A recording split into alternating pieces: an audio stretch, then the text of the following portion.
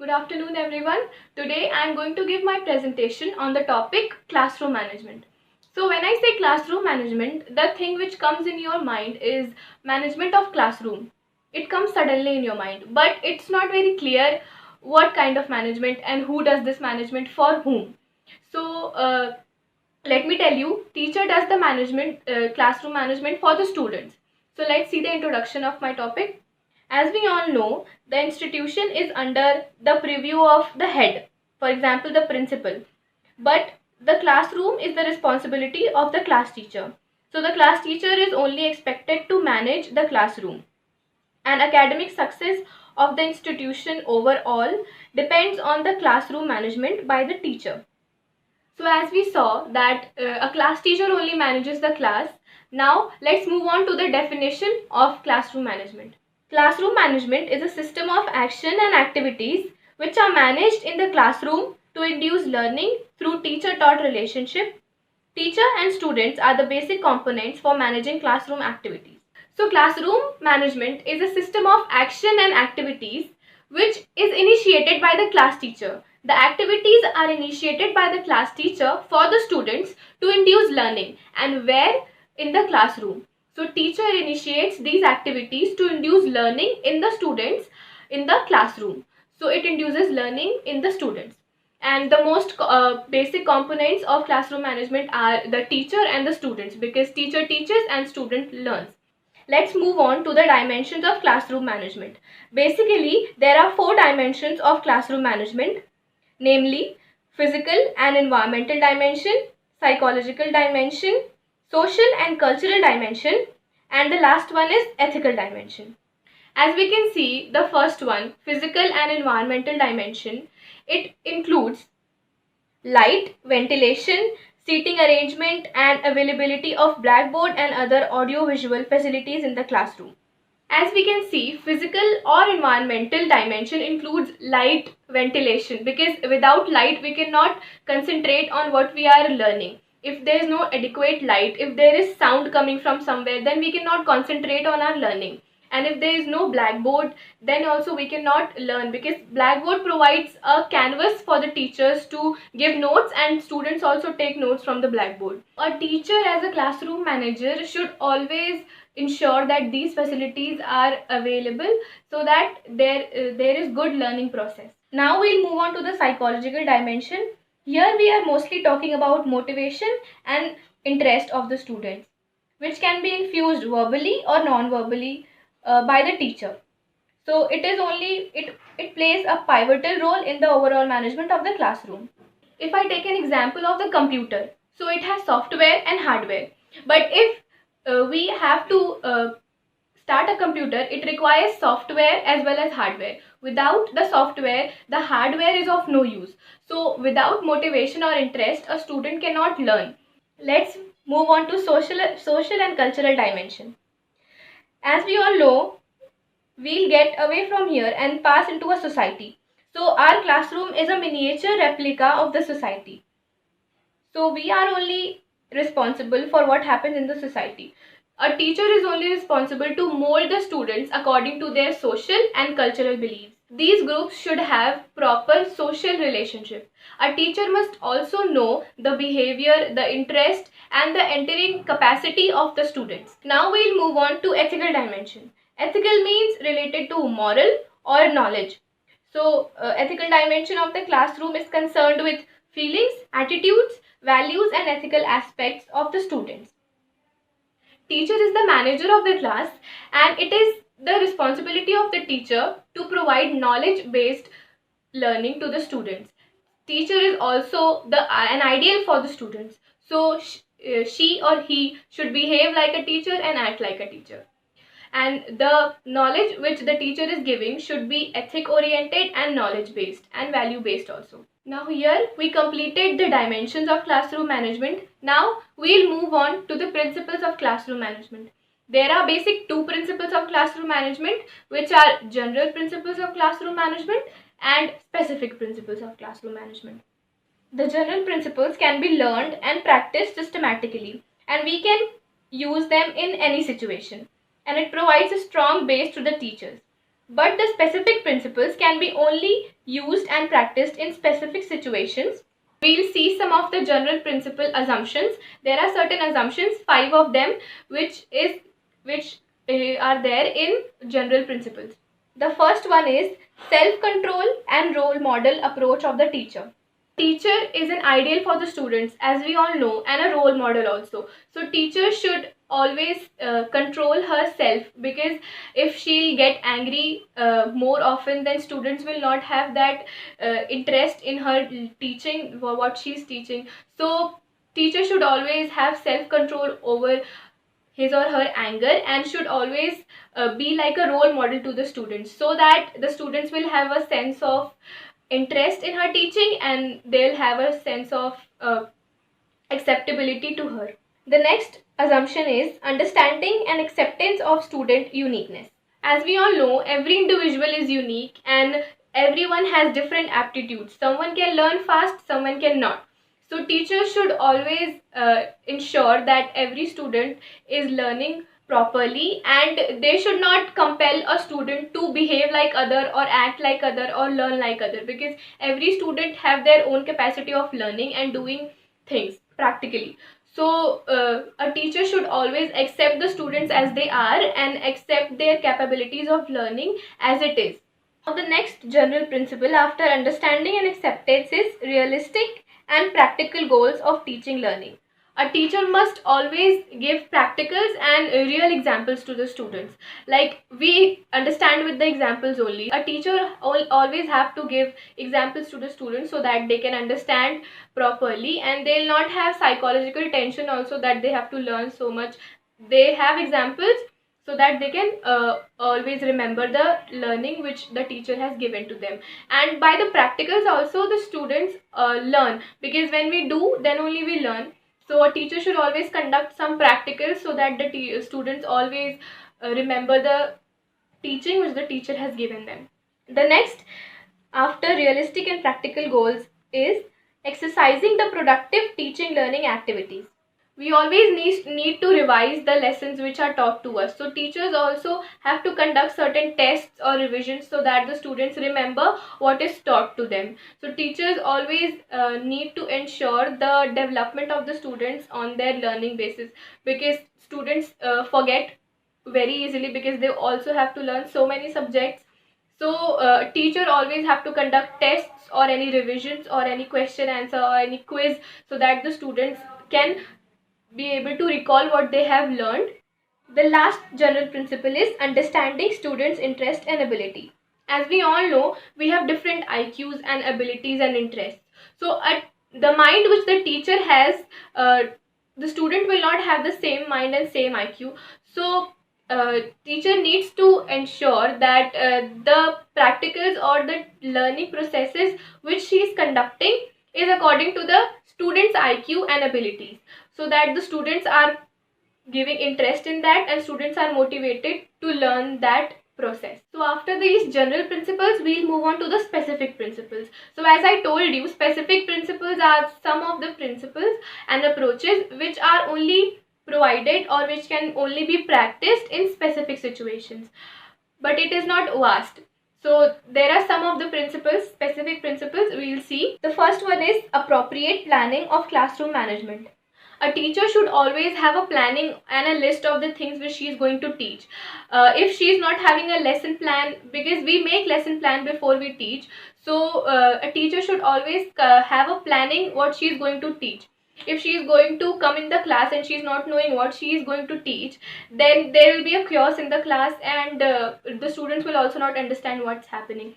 So that's why we have divided certain periods, because in our college also periods are divided, that this teacher will teach in this hour and then another teacher will teach in another hour, so that they are knowing that they have to go and teach. They have planned before that what they have to teach, and there is no chaos that who will go at what time and who will return at what time. So there should be a proper planning. Now next is encouragement of the students. A teacher should always encourage the students and motivate, as we have discussed earlier, that motivation is the only psychological dimension which is needed for proper learning. If we have motivation and interest towards something, then we will learn very easily. So a teacher should always encourage the students to learn, and she should always tell them that they can do it, so that they are able to do it. They will not think that it's not possible. A teacher should always tell their students that everything is possible. The next we'll see is giving responsibility to the learners. A teacher should always encourage the students. As we all know that encouragement and motivation, interest, these are certain things which are important for learning. So a teacher should always tell the students what is the responsibility of them. They have to gain the education and they have to provide better care. Like we are told by our teachers that we have to provide care to the patients, because if we'll have good education, then we'll provide better care to the patients. So it is our responsibility ultimately to provide care to the patient. So we have an encouragement that we will provide care to the patient.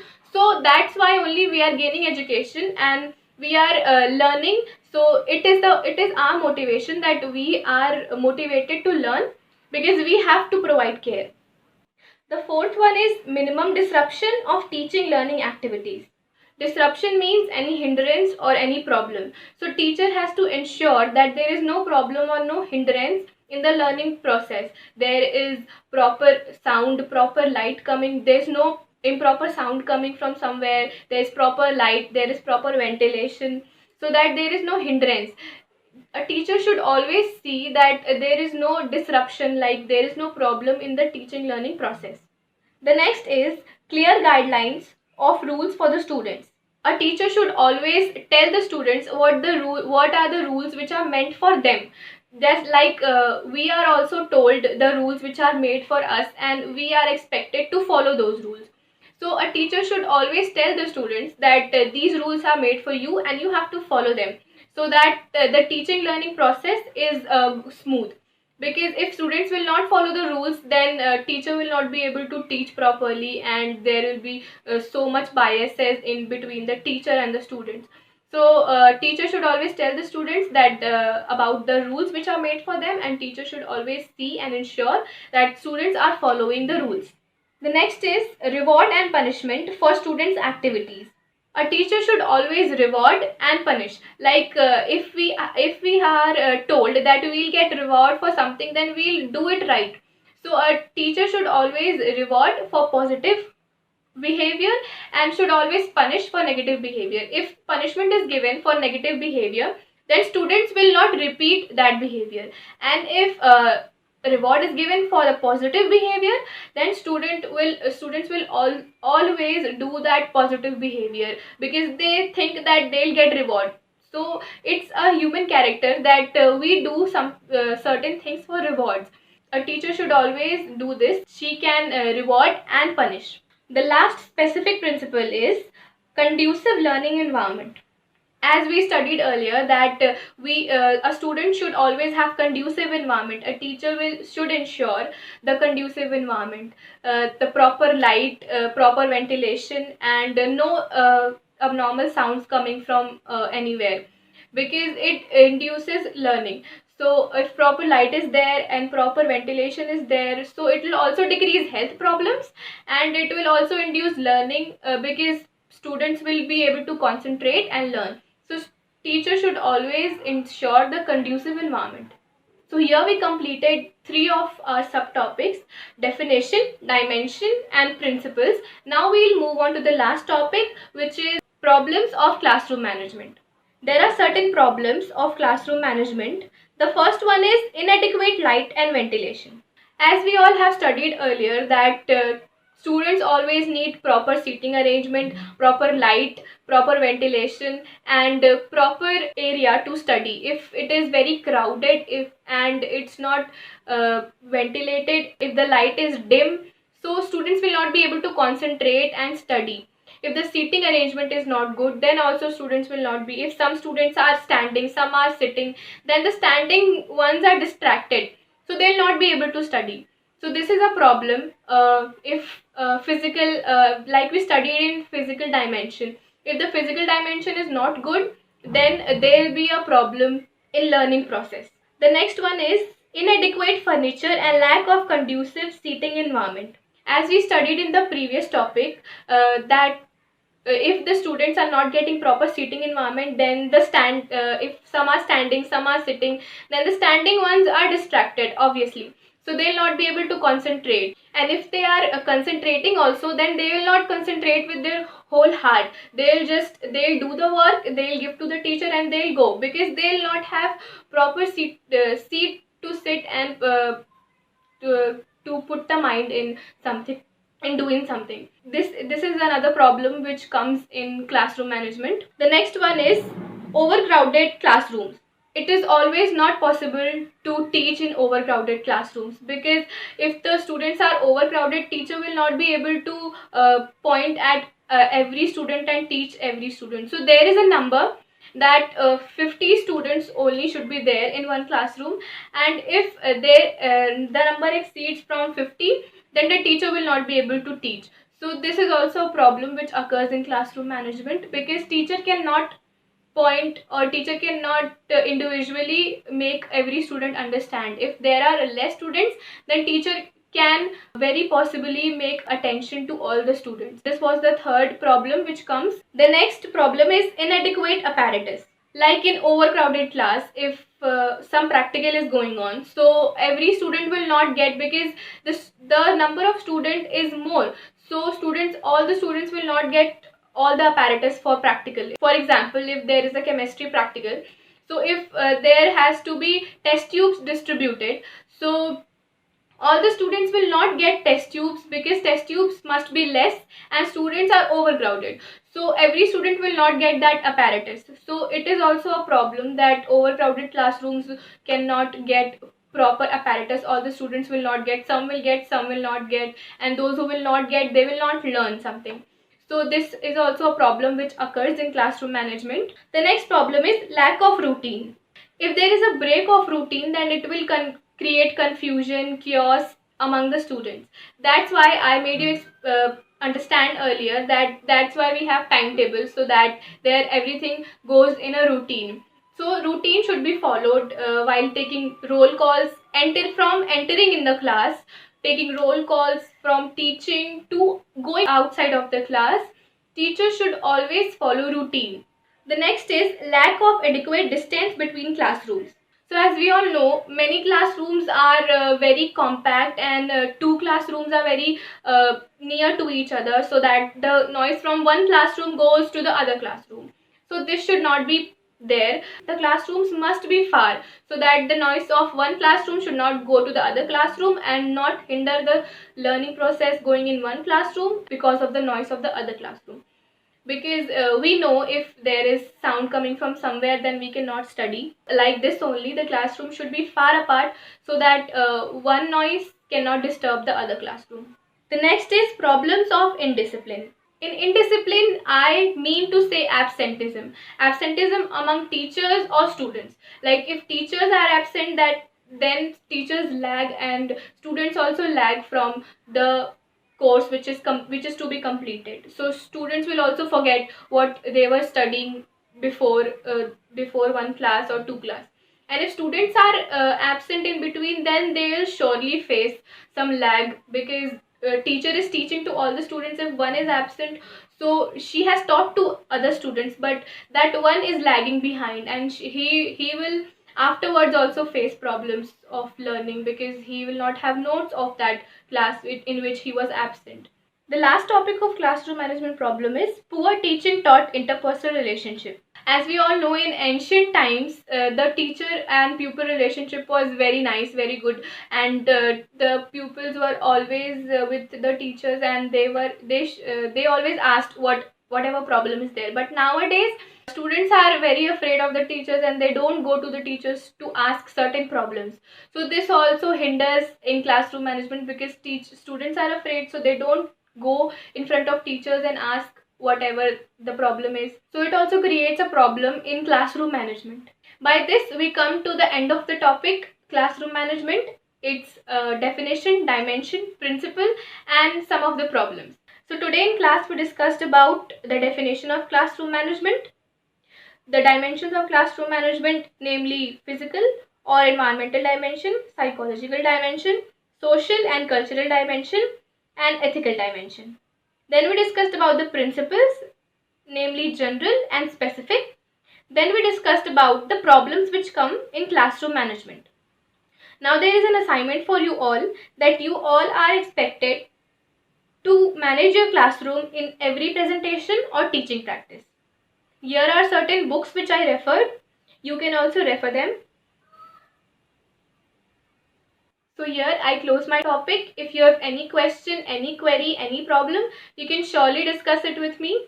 Hope you all understood. Thank you for listening. Have a good day.